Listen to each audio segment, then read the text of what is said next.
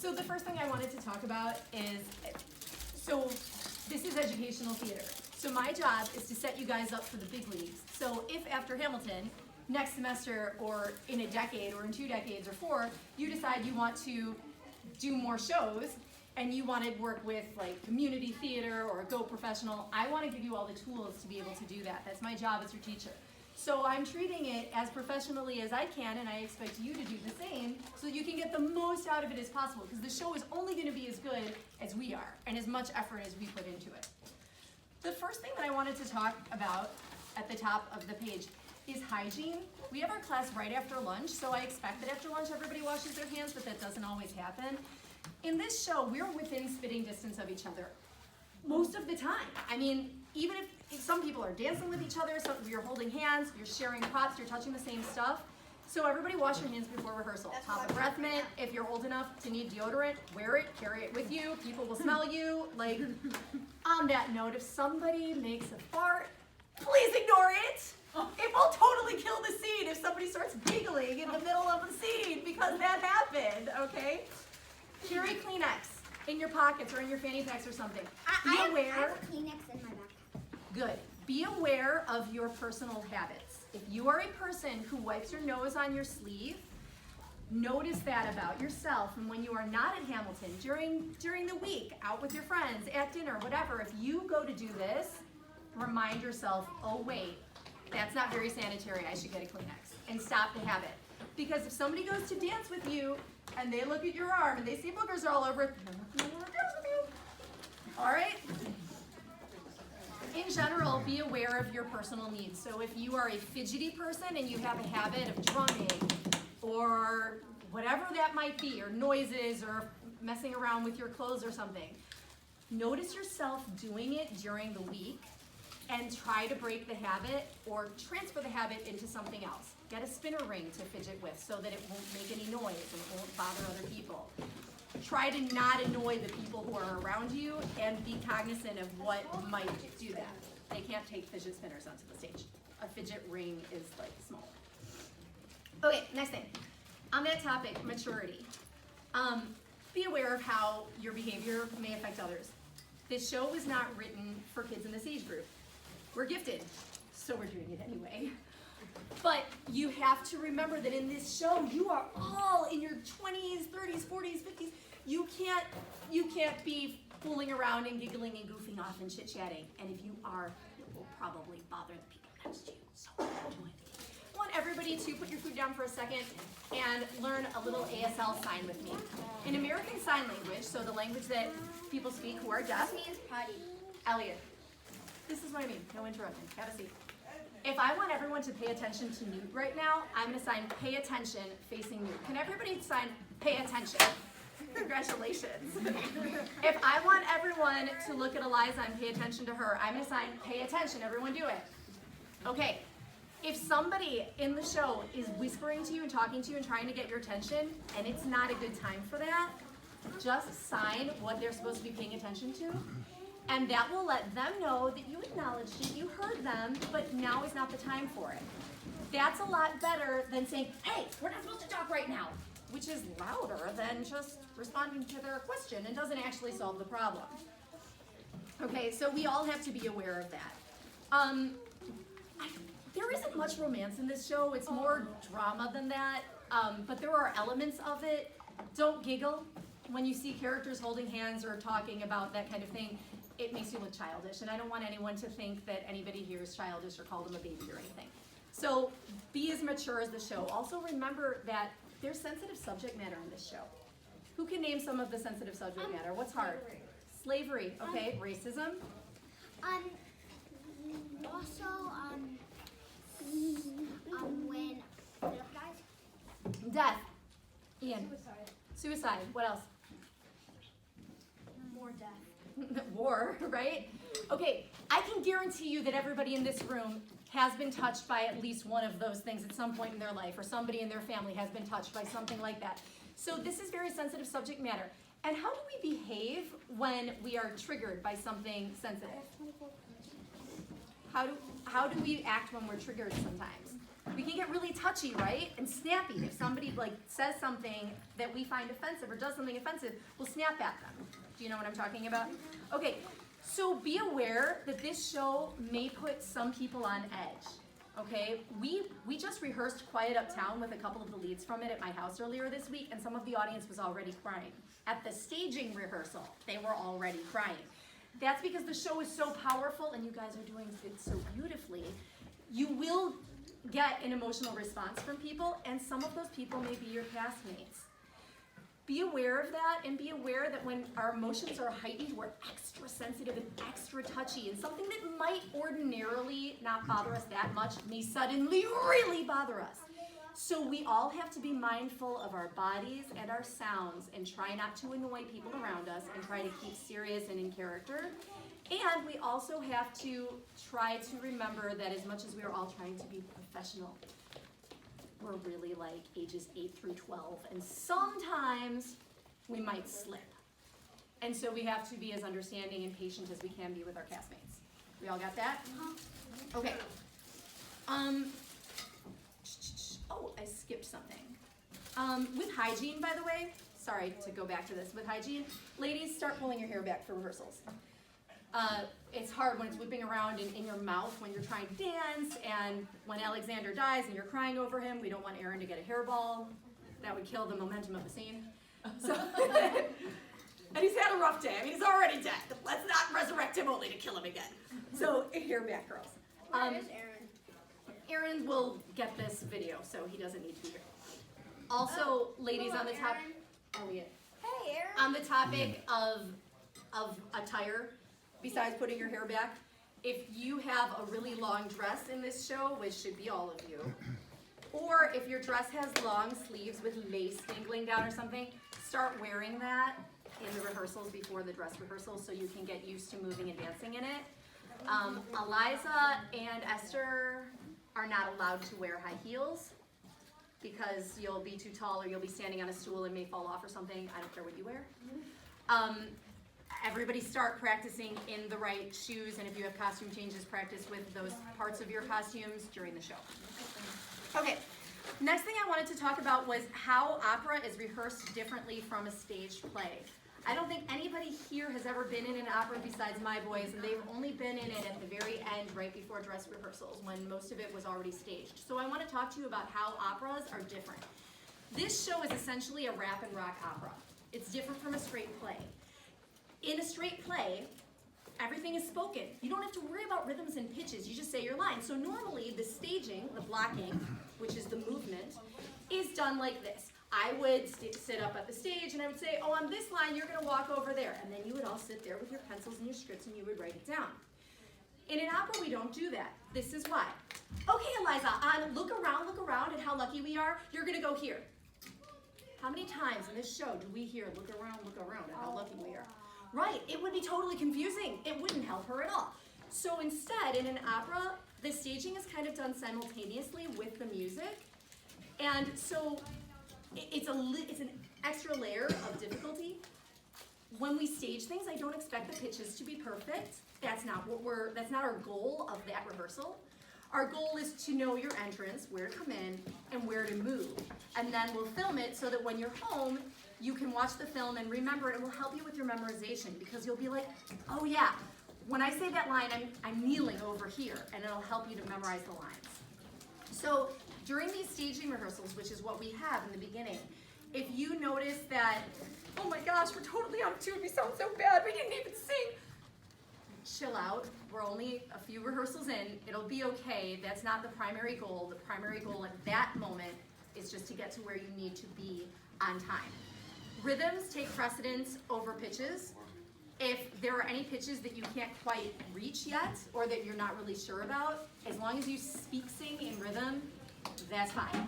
If you need help with rhythms, pitches, or entrances, doesn't cost anything to make a FaceTime phone call to me during the week for 10 minutes. I've done it with other leads, it's fine. If you need more help than that, I teach private voice lessons. And other teachers teach private voice lessons too. My little kids at home can sing a lot of this without any lessons because they're 2 and 4 and they're fine. So I think if you listen to it enough, it'll get stuck in your head and you'll know when to come in. Most of it. at least you'll have a general idea. We are going to be using, for these first weeks, Swiss cheese karaoke tracks, which means, you know, Swiss cheese has holes in it. We're gonna be using karaoke tracks that they're really the vocal track that have holes where you have to sing karaoke. And that's a way of scaffolding it so that you will hear yourself sing and you'll notice if you're wrong, but you're being helped a little because some of these songs are really hard and there is a ton of vocabulary. Like Helpless goes at like 1,000 miles per hour and Eliza gets like no help for all of those crazy long verses. Things like that, I'm gonna give you a Swiss cheese track. Or like, oh my gosh, King George's song, the piano gives him nothing.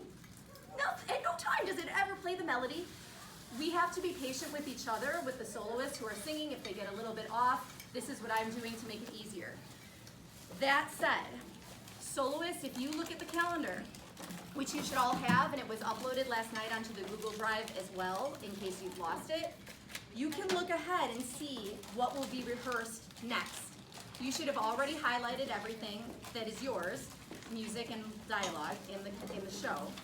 And if you see, oh, next week I have to sing this song, I don't know it, it is time to learn it because we are relying on you. Ian. Last night I was looking over and I couldn't find the Google Drive in the email. Did you send it? I just resent it and you even have your own folder that says Washington. Cool. That'd be great. Oh, you know what? I think you were probably looking at the Google Drive that other parents have been sending the choreography videos on. This one was done with my computer and my phone and my Google Drive account. And so just look at the one I sent last night, you'll get it. In the future, I'm gonna try to make sure that people film with my phone so that it's all in one place, but I'm doing my best. Okay, so in an opera, this is such a team effort. In movies and straight plays, the ensemble, or like the extras, don't really move the plot. They make it cooler and more realistic, but they don't move the plot. In an opera, they do. There is no song in this show out of which I mean, we're only doing like a quarter of Real Hamilton. So everything that is in there desperately has to be in there in order for it to make sense. And every single character is crucial. So if you see company and you don't practice your part at home and you don't sing, it's gonna be dead. And nobody's gonna be able to find their next pitch or their next entrance if you don't sing. If you sing and you are wrong, I can fix it. That's my job as your teacher. But if you don't sing anything at all, it's hard for me to fix. Okay, because then I'm like, okay, did they not know it? Were they distracted at the time? Did they have a sore throat? Like, way too much analytics for me to do. So everybody has to actually practice all those company parts at home. What? I was thinking of like in the middle of the song and I can't do it. I would be like, I'm wrong, I'm wrong, I'm wrong. Don't think I'm wrong, I'm wrong. Expectations. Everybody should have, actually I have a gift for you.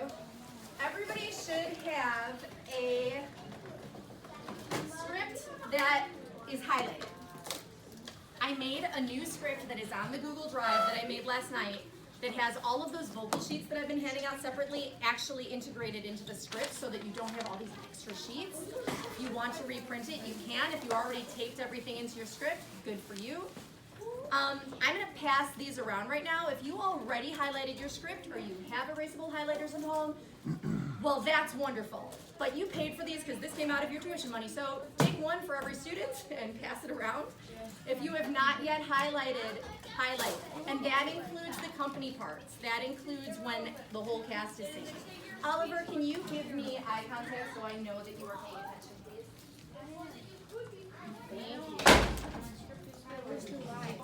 Okay. Write in pencil in your script the second count on the track right before your entrance cue. So if you look at my script, if I want to know when, here's the first page. So I know that the whole company comes in on Alex got better, but his mother went quick. Right before that, a line before it, I write 1 minute and 48 seconds. So that when I'm home practicing, I can just fast forward to 1 minute and 48 seconds and not have to waste my time listening to all these other people when I don't have to sing. So you can do that right in your script and make it nice and easy so that practicing doesn't take hours and hours and hours. Like I said, rhythms are primary, pitches are secondary. Anything too hard to sing can be speak sung. Leads, in addition to being responsible for carrying whatever song you have solos in, you are also responsible for the cast morale. What does that mean? What is morale? Tell me. Morale is like cheerfulness, will to stay active. So if I say the leads are responsible for the cast's morale, what am I saying the leads have to do? They have to, I don't know. They're responsible for making everyone feel good about themselves. They're responsible for complimenting, staying upbeat and positive, because that kind of thing, morale, always comes from the top down. The reason people loved General Washington so much was because he was an excellent leader of morale. He was right out there at Valley Forge with everybody else. I went to Valley Forge this summer. I was told that he actually visited every soldier in their tents. You can still see their tents out there with the barracks. He went in and he shook hands with everybody. He knew what they were going through. He arranged to get them socks and shoes if they didn't have those, if he had the means to do it. So that was why people loved him and were so loyal to him. And that's how it has been throughout history with famous generals who have done well. And leads, you have to be the leaders of morale. At every rehearsal, I would like everybody in the cast to pay at least one compliment to everybody in the cast on their behalf. Find somebody and give them a compliment. Make them feel good about whatever they did, whatever you noticed. That's what I mean when I say be aware of your habits. If you're humming or talking while somebody's talking, that might be distracting to them. Next, there will be, because we're a little behind because of some, I don't know if it was extra sugar last week or what was going on, but we did not accomplish half of what we were trying to accomplish. We're gonna start having some extra lunchtime rehearsals. That will take up much of the lunch period. If you especially need help with something, please request it from Mr. Steven or me as soon as possible, and if not, we will just notice the songs that need it and call whoever is in those songs to come practice them. I'm envisioning the lunchtime rehearsals to be mainly working vocals because we don't have a lot of time for that in the class. In the class, I'm mainly staging and looking at the big picture. I don't have time to fix like little specific things. So like about everything that only apply to like one person. I can only look at the big picture because we only have 70 minutes. So we'll be using lunchtime rehearsals for things like that. You can always rehearse with each other too. We all have the same homework. People can, if you want to come to my house, my kids are practicing anyway, it's much more fun with other people and you can squeeze in a couple of magic games or Nerf fights or something. All of that, like there's no cost to it and it's just fun, so consider it. The next thing I wanted to talk about was how to effectively practice. You can silently listen to the Broadway track, or if it's a song like I recorded, for example, Washington's History Has Its Eyes on You, I recorded so that he can hear a soprano voice singing it, because everybody in the cast is a soprano. If that's easier, you can do that. But it's important to listen to them and not sing sometimes. I do it when I'm brushing my teeth to force myself to not sing along, because otherwise my loud mouth starts singing. And the whole point is so that you can hear it in your head and realize, oh my gosh, I haven't been doing it that way. Rewind. Oh wow, I have to relearn that part. There's nothing harder than relearning something you made a mistake with. So silently listen sometimes. You can even practice counting in the singer. In fact, fun fact, when I was making one of these recordings last week by mistake, I left Lin-Manuel Miranda's track on, and so I counted in Lin-Manuel Miranda. I felt very promoted. Next, sing with the vocals track, sing along. And next, sing with your isolated, like the karaoke stuff, and see if you're still coming in. You might have to start it and rewind and restart a million times. I do, and I'm the teacher. Like sometimes I'll record it and listen and be like, oh, that was terrible, and go back and redo it. That's okay. You're not here because you already know everything. You're here to learn, so it's fine, but you have to keep going back until you get it. Don't sneak in, because you have to give your cue to the next person. So if you don't come in on time, then it'll be a domino effect and nobody will come in on time. How to practice movement. We film every rehearsal so that you can see the movement videos. Pick a part of your room to be the audience and practice your movements with the track and sing while moving. Sometimes you can sing perfectly sitting still, and as soon as you move, it all goes out the window. So start practicing with those two together. You might have to practice with those two together with the music off. so that you can be like, you can stand there and think, and then check. Oh, it says I'm supposed to be over here, okay. Or check it on the computer and say, okay, where were they there? Okay, you might have to do it without the track sometimes. That's fine. Baby steps till you get there. Start practicing your movements in costume. Guys, I know some of you have wigs. Start practicing with the wigs. If you're going to wear the wig in the show, you have to practice with it beforehand so that they don't fly off your head and so that the little hair doesn't get in your face and stuff. You don't have to wear wigs. It's not necessary. If you want to wear a hat, you have to practice with the hat. Because if the hat's going to bonk into people on stage or come off and trip people, we don't want it. If you're using, like Bishop is using his King George robe as a prop in his dance, he's kind of dancing with it. He needs to start wearing that to every rehearsal. That's why it's living here. So the same thing is true for everyone. Bishop, did you want to add something or did I answer it? You said we should practice with our whole costume? Just the parts of the costume that would matter. So, like, ladies, if you have to practice wearing a long dress and you don't have, like, what we call a practice skirt, a long skirt, you might have to actually put your whole dress on. But for something like a robe, just wear a robe with that and that's fine. Ian, What if you don't have your costume yet? I don't think that we're the George working on Washington that. costume would be an issue. No. Got it. we I got think it. you're gonna be fine. Gentlemen though, don't wear swords in your belt because they're gonna whack other people. So that's the only thing that would get in the way and we're just gonna go without to make life easier. Wear it in one scene. This is sign language for no, by the way. Not happening. Okay, lastly, how to practice acting. This is something I've done a little bit with the leads and I haven't done it with everybody, but now you have homework that will help you with it. I want you guys to fill out this character plot. All of your characters are real people that you can actually research. You can either research them and describe their personality, talk about them on this worksheet, or if your parents decide that you don't have time to do that this week, then at least by like logic and thinking about it, describe what you know about your character from what you know about them already from the show. You don't have to read 1,000 articles and watch 1,000 documentaries if you don't have time. But describe their personality. Once you know your own character, think about how your character moves. Think about how they walk. How would they sit? Would your character like sit with their feet up in the air, or would they stand to attention? How would they behave? And then when you're practicing your acting, try an exercise, just for an exercise, try throwing the rhythms and pitches out the window and just saying each song as if it was a monologue. Look around how lucky we are to be alive right now. Like, talk, okay?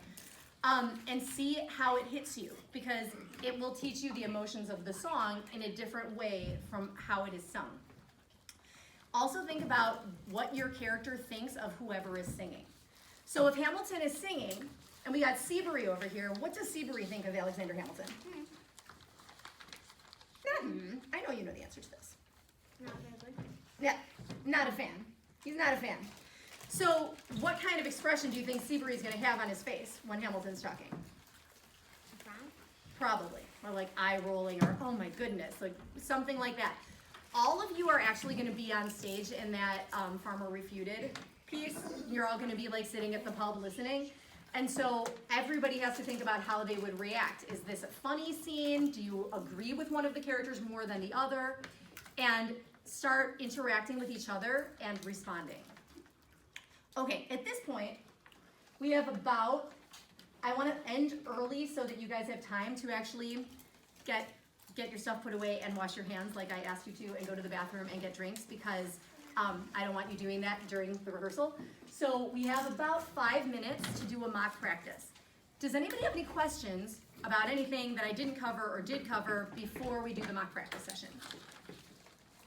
How long do you expect the lunch practice session? To go? That's gonna depend on you guys, what you need, and how well you do, probably. It might depend every week, but it's not gonna be every single week, because there are like teacher meetings and stuff. We're not gonna do it every week. Yes. Should we practice like old songs at home? Or That's a good question.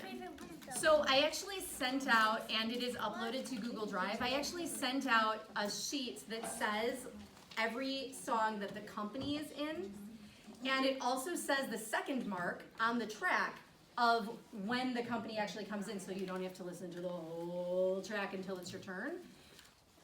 So all of that is there, and there's also notes on that sheet of the things that I especially want you to work on with it. So print that out, keep it inside of your script. That's why we use 3-prong folders or something else so that you can keep your script all together. Keep it in there, and then what I do is I go home and I just start it at the very first song, at the second mark where we come in. Like, my sons are Lafayette, who has one solo, and John Lawrence, who has a couple of verses. So they're not big leads, but we still practice at least 4 hours a week probably, because that's what it's taking us to really get it done and confident. And that's some of it is that I know some of you guys know what you're doing and you have lovely voices and you are singing in tune. But it's not going to be heard by the mice in the first row because you're so quiet that we can't hear you. So you need to build some confidence up. And practice will help you with that. And practicing in front of people will also help with that. And in front of different people. If you always practice for your mom and then suddenly your neighbor comes over, you might fall apart. So get used to practicing in front of different people as well. There are 2 sides of the brain. There's actually a pamphlet on that in the Google Drive account, the left brain and right brain training. One side of your brain controls practicing details, writing in your second mark, or writing in, oh, be angry here, okay? The other part of your brain controls the big picture, how you feel when you stand in front of a huge audience and you get up and sing. If you can practice exercising both sides of the brain in your practice sessions, and that pamphlet teaches you how to do that, you will set yourself up for success so the day of the performance, you don't have an anxiety attack right beforehand, and you don't have like a brain fart in the middle of your song. Training both sides helps. Okay, so at this point, I want to just start singing Alexander Hamilton, the very first song, the way I would be doing at home. I would be starting with the very beginning. Except I wouldn't be starting with the very, very beginning, because at home, I only have 2 characters at home. And some of you only have yourself at home because you're only children in the show. So I'm not going to start at the very, very beginning. I'm going to start right before whoever's here. And today, Lex is absent. So we're going to skip over some of Lex. If you have your script with you, you can read it. In fact, I encourage you to, because when we're in the classroom and we're moving, I don't let you hold your scripts because they're cumbersome, they're in the way. Here is a good time to actually look at your script, and that'll help you to memorize your lines, because visually you'll be reading. Excuse me, sorry. Okay. Oh wait, gotta go back.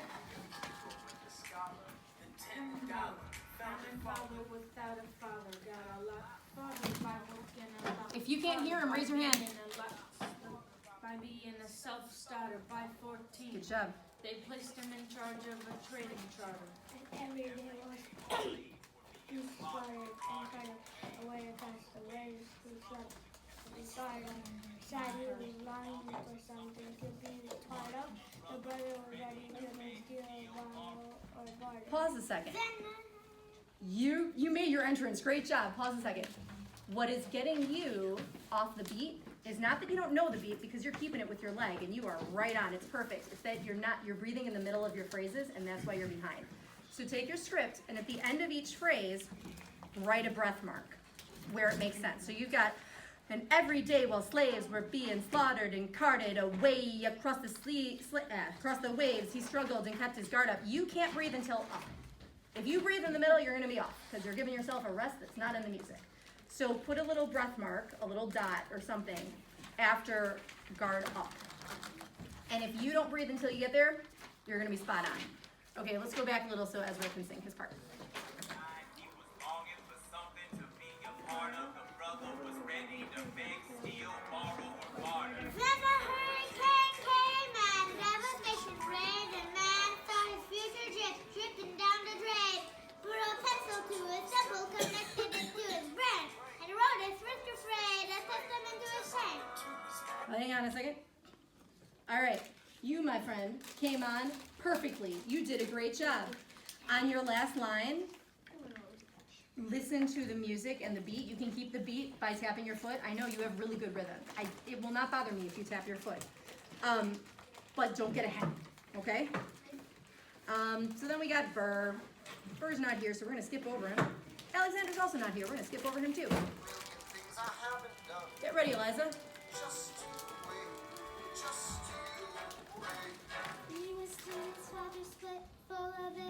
Good job finding your pitch.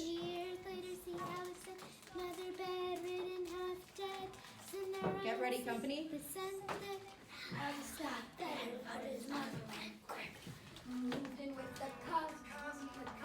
Stop.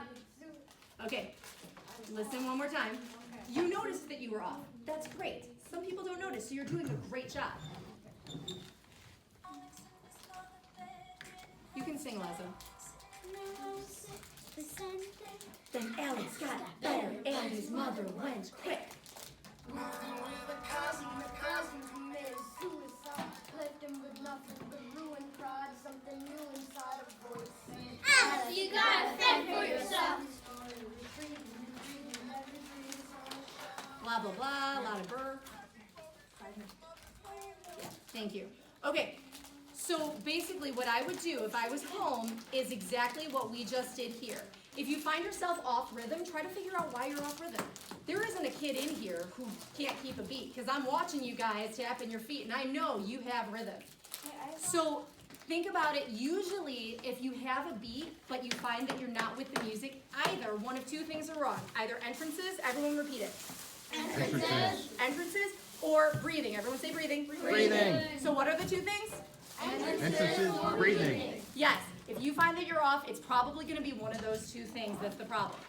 Listen to the singer on the Broadway track and try to figure out where they are breathing and put a little check mark or something there so that you can breathe.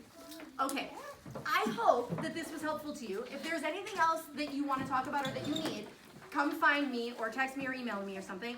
I am going to end this here so that you guys can wash your hands and get ready for the next class. Thank you so much. We start in 5 minutes.